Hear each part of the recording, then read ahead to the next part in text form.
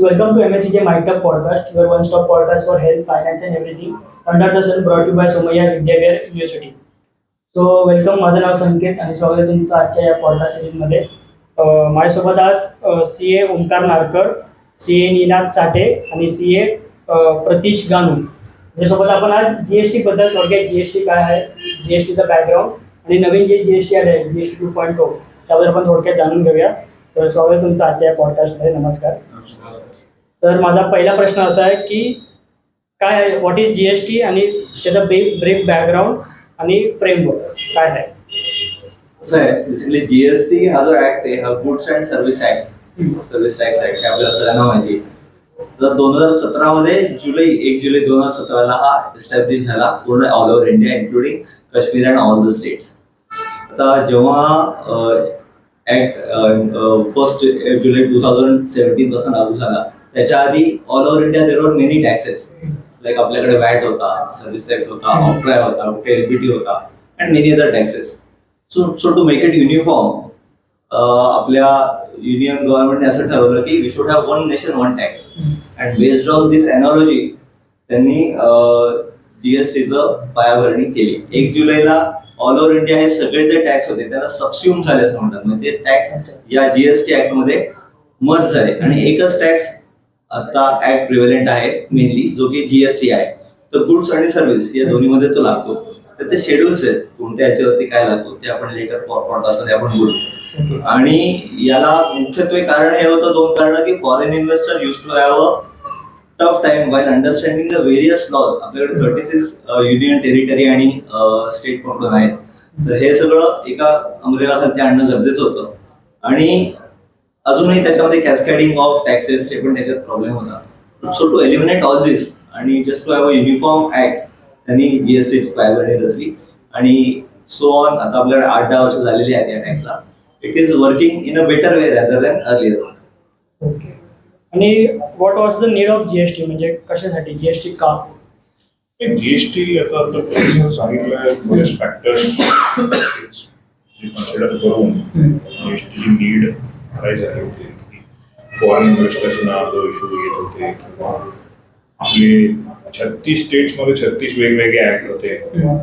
त्याच्या व्यतिरिक्त आता समजा ह्याचे 2 इम्पॉर्टंट पिलर्स, म्हणजे गुड्सचा पिलर आहे आणि एक सर्व्हिसेसचा पिलर. तर जीएसटी याच्या अगोदर हे 2 इंडिपेंडेंटली ऍक्ट करत, म्हणजे गुड्सवाल्यांना सर्व्हिसचा इनपुट मिळत नसेल आणि सर्व्हिसवाल्यांना गुड्सचा इनपुट मिळत नसेल.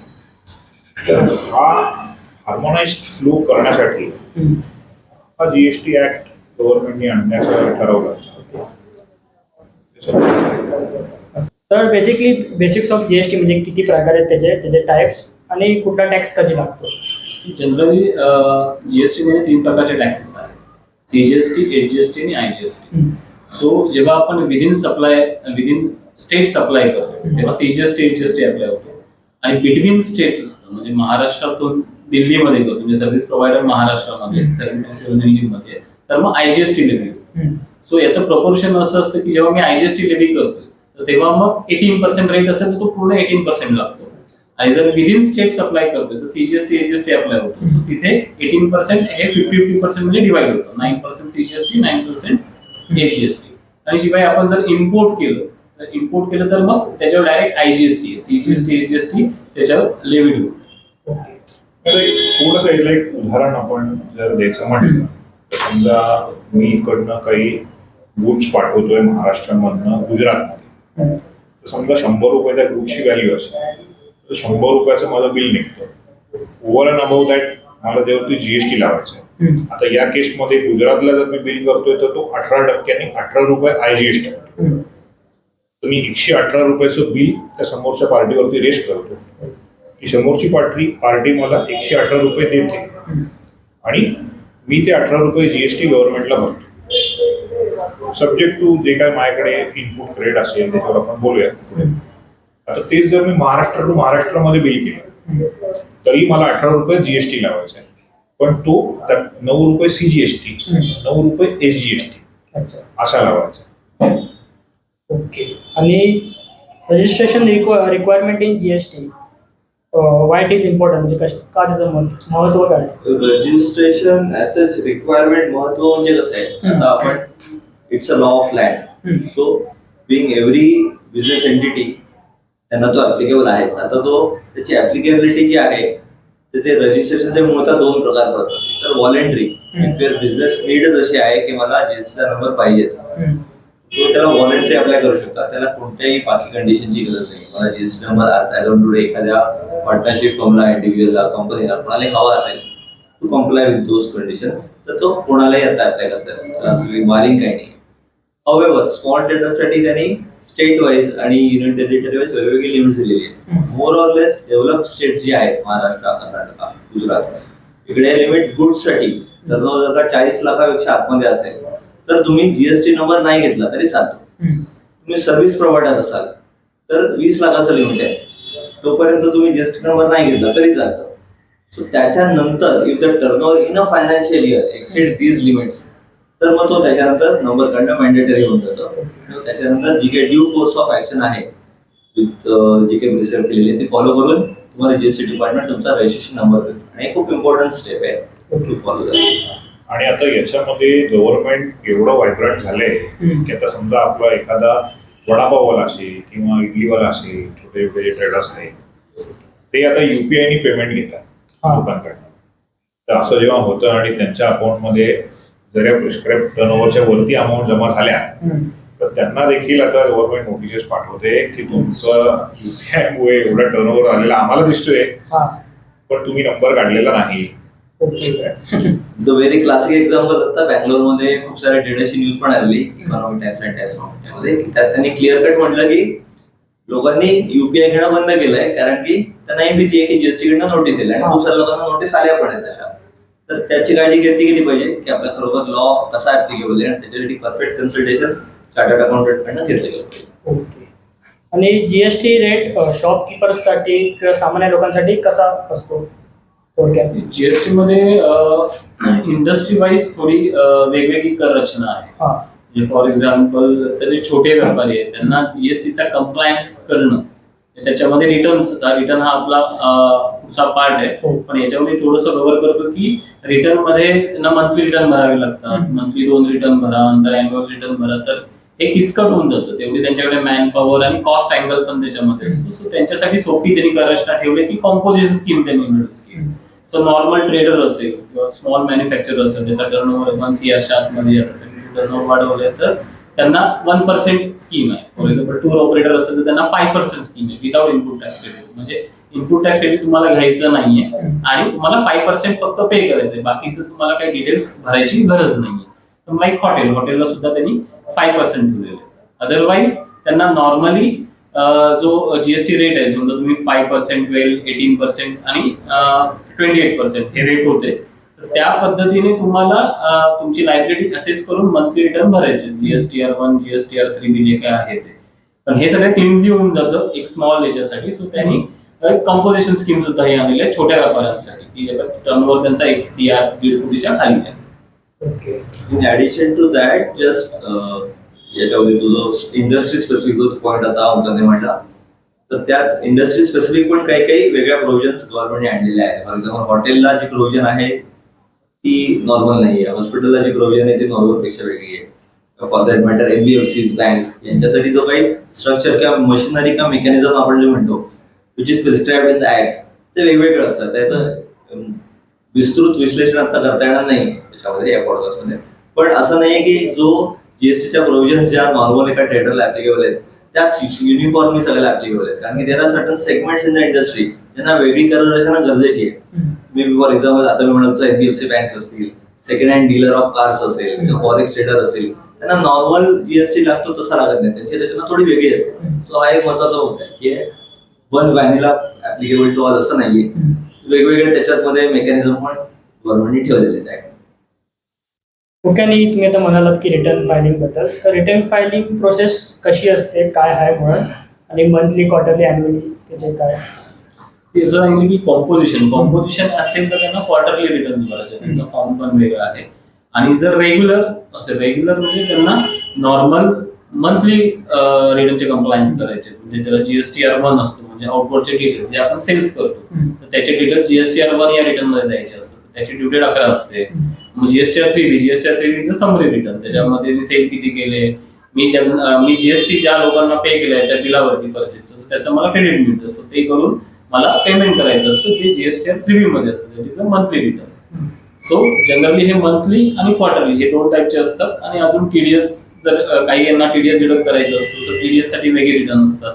सो मेजरली कॉम्पोजिशन आणि हे 1 आणि 3B हेच रिटर्नचे पार्ट आहेत. आणि अॅन्युअली एक रिटर्न त्यांना भरावं लागतं, एक समराइज रिटर्न असतं ते. तसं अॅन्युअलचं एक वर्षाचं एक भरायचं असतं. याच्यामुळे तर अॅन्युअली आता मी एक लिमिट ठेवलंय की 2 कोटीच्या वरती जर टर्नओव्हर असेल तरच ते मॅन्डेटरी होतं. 2 कोटी खाली जर टर्नओव्हर असेल तर ते भरणं ऑप्शनल आहे त्या ट्रेडर किंवा सर्व्हिस प्रोव्हायडर. आणि तसंच जर 5 कोटीच्या वरती असेल त्याला अजून एक ऍडिशनल फॉर्म भरावा 9C म्हणून. तर आपण असं बरंच ऐकतो की GST मध्ये फ्रॉड्स होतात वगैरे, मग गव्हर्नमेंटचा रोल त्यात काय येतो?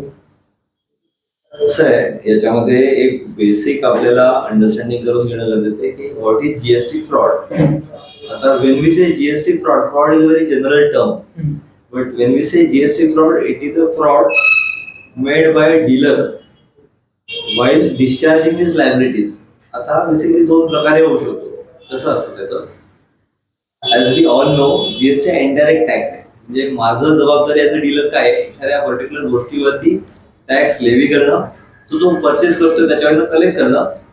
सो ॲज अ डीलर त्याची रिस्पॉन्सिबिलिटी काय आहे, टॅक्स कलेक्ट करणं एखाद्या गोष्टीवरचा आणि तो ड्युली टाइमली गव्हर्नमेंटला डिस्चार्ज करणं.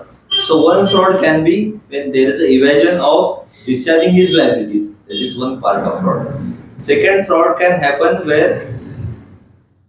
availability of input tax credit. Now input tax credit is a big boon from GST point of view. So आधीच्या ऍक्ट्स मध्ये नव्हता. गुड्स आणि सर्व्हिसेसचे इनपुट टॅक्स क्रेडिट इकडे तिकडे अवेल नाही व्हायचे. आता आपण डिस्कस केलं.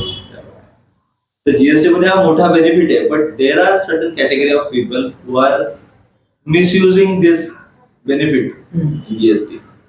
तर यामुळे या 2 बेसिकली अँगलमध्ये टॅक्स इव्हॅजन होतं. म्हणजे की टॅक्स इव्हॅजन होतं त्याचं पुढे रूपांतरण टॅक्स फ्रॉड या केसमध्ये होऊ शकतं. तर त्याचं आता मेकॅनिझम गव्हर्नमेंटचं काय आहे हे आपण पुढे बोलूया.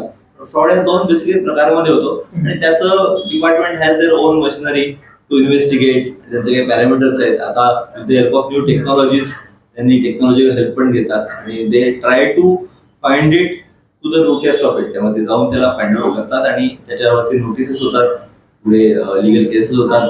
देर आर सर्टन केसेस जिकडे people are behind the bar also. त्यामुळे हा खूप इम्पॉर्टंट ऍस्पेक्ट आहे. त्याच्यामध्ये कसं आहे म्हणजे आता की सगळं काही इलेक्ट्रॉनिकली असल्यामुळे ऑनलाईन लिंक्स एकमेकांच्या लागलेल्या आहेत. त्यामुळे ते फाइंड आउट करणं काय फार जास्त डिफिकल्ट नाही आहे. आणि आज ना उद्या हा फ्रॉड गव्हर्नमेंटच्या नजरेत जर आला तर they are not going to spare. आणि government is very vigilant about this. तुम्ही बरेच साऱ्या नोटिसेस इश्यू करणं, फ्रॉड पार्टी असतील तर ते डायरेक्ट म्हणजे तुम्हाला नोटीस सांगून पाठवत की बाबा तुमची पार्टी फ्रॉड आहे, तर तुम्ही ITC घेतलंय तर तुम्हाला रिव्हर्स करण्याव्यतिरिक्त काही गत्यंतर नाही आहे.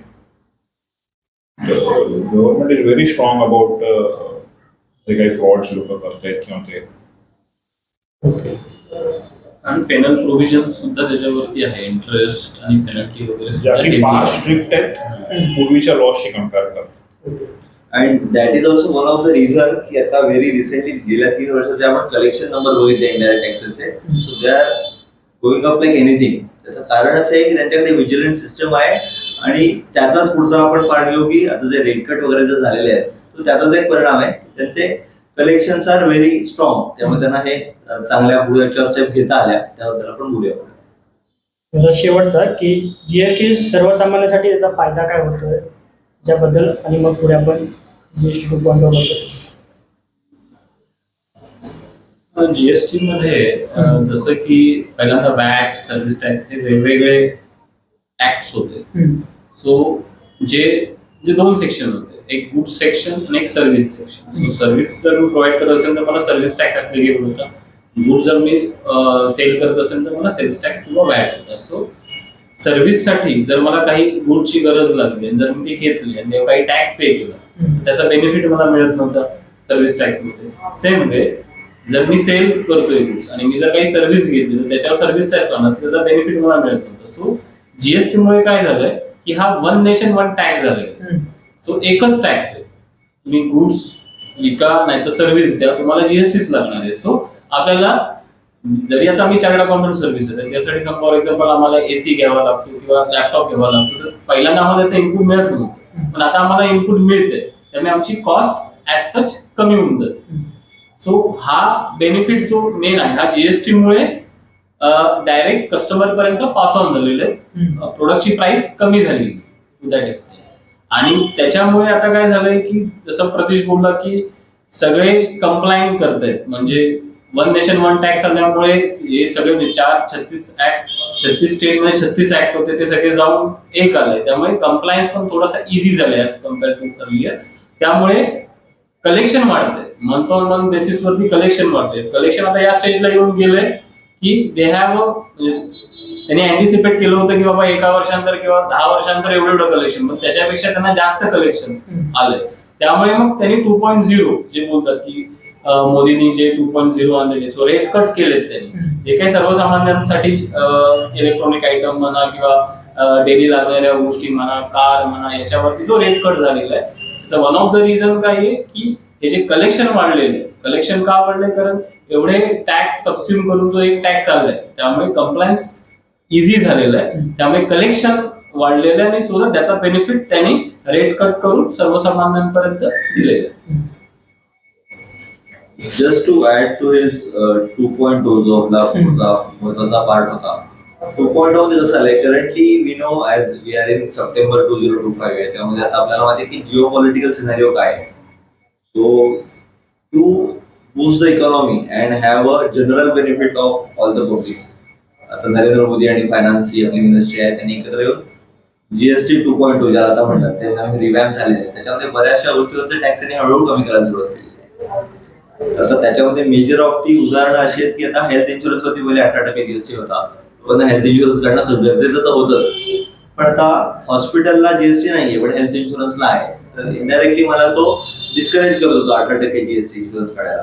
आता तो त्याने पूर्ण एलिमिनेटच केला आहे. लाईफ इन्शुरन्स वरचा जीएसटी केलेला आहे. बऱ्याच साऱ्या ऑटोमोबाईल आणि इतर काही सेक्टरमध्ये जीएसटी कमी झाला आहे. Which will have impact the local economy to a large extent. म्हणजे एका साईडला आपण बघतोय की ग्लोबल सिनारिओ असा आहे की आपल्यावरती टॅरिफ्स लागतात काही देशांकडून, तर याचा वाईड इम्पॅक्ट आपल्या इकॉनॉमीवरती आहे. To balance that impact one thing and to have a general fair benefit to public at large त्यांनी रेट कट केलेले आहेत. आणि not only that, there is a category in the GST which we call as a sin goods.